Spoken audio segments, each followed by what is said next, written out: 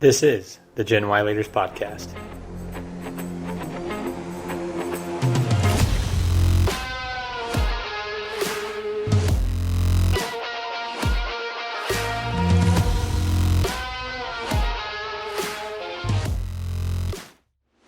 Welcome to the Gen Y Leaders Podcast, where we guide millennials to become the next generation of business leaders and entrepreneurs.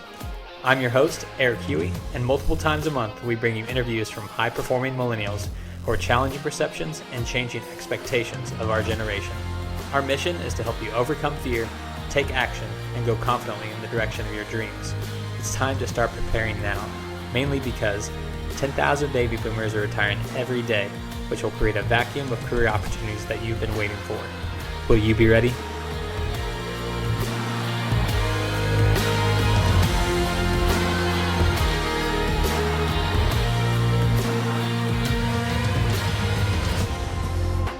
What's up, team? Eric Hughey here. I am going to do something a little bit different today. I had originally planned this to be a quarterly check-in. I had actually had it scheduled, ready in the queue to go out and published here in the next couple days. It was all about goal setting for the year and where you are first quarter versus what you have for the rest of the year. Jonathan Hale, Gen Y Leaders Podcast social media manager, actually asked me in the last week or so if I wanted to do something that would touch on this coronavirus topic, and I just said nope. Just pictured nope in all caps. That was pretty much my reaction. I said I'm so tired of every company that has got my email address for everything I've ever signed up for and telling me how they're handling coronavirus. I said, let's be frank, if you weren't handling it, I'd be concerned. There's no need to email me. So I said, Jonathan, let's just go at it, business as usual, dude. But that's the thing. This is anything but business as usual. Every day I wake up, things get crazier. This is what? This is blank. Fill in the blank. What's the word that everyone keeps using? Unprecedented times, meaning never known or done before. Now, I agree. These are unprecedented times. However, we have gotten through very difficult, very similar situations before. Illness outbreaks, scares of war, financial collapse. I got a short list here. And if you are an older millennial like me, for instance, I just turned 30, you will remember most of these. But 2001, anthrax scare. 2002, West Nile. 2005, bird flu. 2006, E. coli. 2008, financial collapse. 2009, swine flu. 2014, Ebola virus. 2015, a bunch of scares with ISIS. 2016, Zika virus. And now 2020, coronavirus. What I believe is most unprecedented at this time is our fear and our reactions. So for now, help your friends, help your family, help your neighbors, especially those older folks who are more exposed and vulnerable to the virus.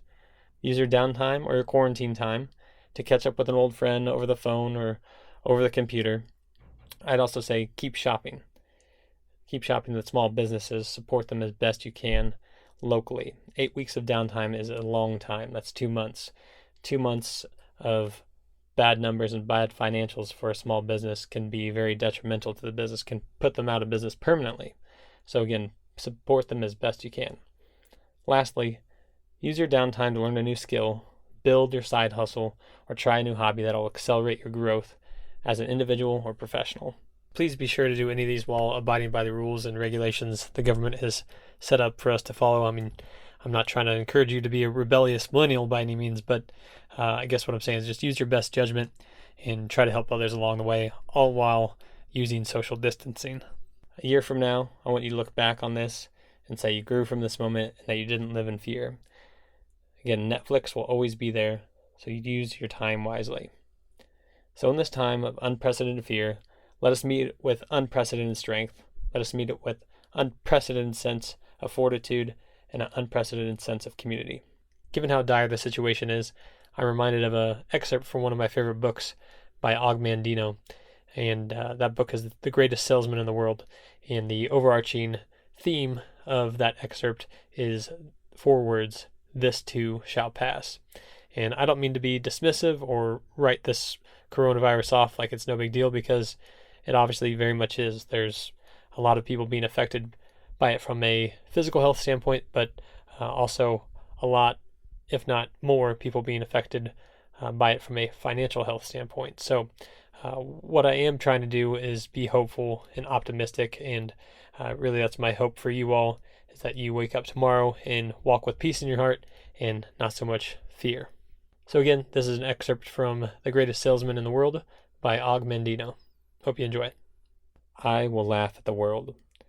And how can I laugh when confronted with a person or a deed which offends me so as to bring forth my tears or my curses? 4 words I will train myself to say until they become habits so strong that they immediately appear in my mind whenever good humor threatens to depart from me. These words, passed down from ancients, will carry me through the adversity and maintain my life in balance. These 4 words are, "This too shall pass." I will laugh at the world. For all worldly things shall indeed pass. When I am heavy with heartache, I shall console myself that this too shall pass. When I am puffed up with success, I shall warn myself that this too shall pass. When I am strangled in poverty, I shall tell myself that this too shall pass. When I am burdened with wealth, I shall tell myself that this too shall pass. Where is he who built the pyramid? Is he not buried within its stone? And will the pyramid itself one day not be buried under sand? If all things shall pass, why should I be of concern for today? I will laugh at the world. I will paint this day in laughter. I will frame this night in song. Never will I labor to be happy. Rather, I will remain too busy to be sad. I will enjoy today's happiness today. It is not a grain to be stored in a box. It is not wine to be saved in a jar. It cannot be saved for tomorrow. It must be sown and reaped the same day. And this I will do henceforth. I will laugh at the world.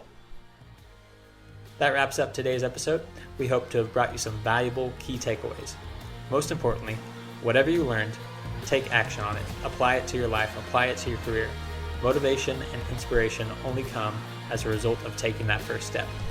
So if you're enjoying the podcast, don't forget to like and subscribe on whichever platform you found the show. You can also follow us on all the major social media platforms or contact us directly at genwhyleaders@gmail.com. That's GENWHY leaders@gmail.com. Until next time, I'm Eric Hughey, and thanks for listening to the Gen Y Leaders Podcast.